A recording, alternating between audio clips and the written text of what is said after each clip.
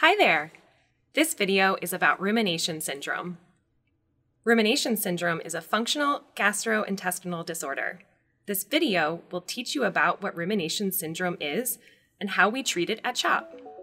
Normal digestion requires constant communication between your brain and your digestive system.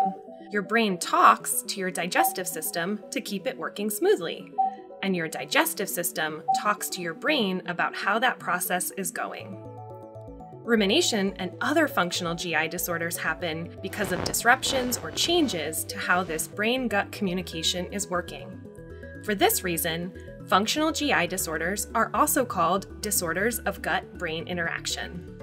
When someone has a functional GI disorder like rumination, their symptoms are not caused by inflammation, disease, or damage to the GI tract itself. Instead, their symptoms are caused by how the brain and the gut are communicating. What exactly is rumination? Rumination is the effortless and repeated regurgitation of food into your mouth. Regurgitation, is that like throwing up? Regurgitation means something swallowed comes up into the mouth again. However, regurgitation is not as forceful as vomiting. Instead, it feels effortless, as though food comes up on its own. Even though it's supposed to be effortless, sometimes I can tell I'm about to ruminate. Is that normal? Some people get a feeling, sensation, or urge right before they ruminate.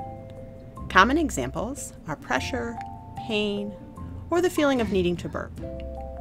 Usually, this discomfort goes away or feels better right after ruminating. When does rumination happen? It may happen during a meal or soon after you're done eating or drinking.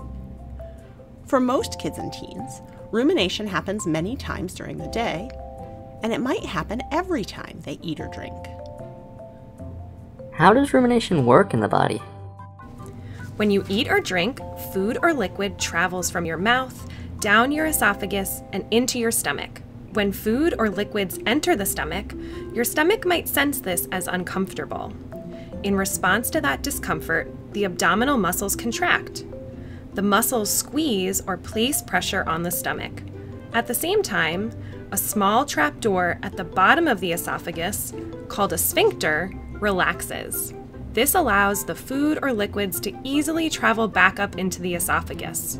If the abdominal muscles squeeze hard enough, the food or liquids will come all the way back into your mouth. Why did rumination even start, and why does it keep happening?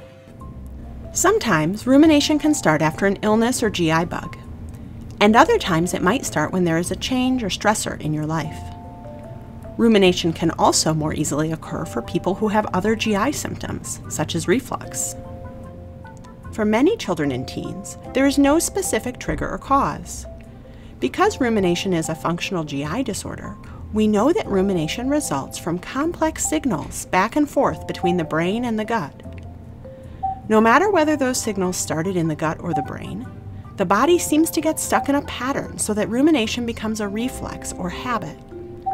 Over time, this pattern becomes an automatic habit in response to eating or drinking. It's like your digestive system learned to get rid of what you ate or drank instead of keeping it down. Even though rumination, and the brain-gut communication that causes it, happens automatically, there are some things you can do to help your body unlearn this habit.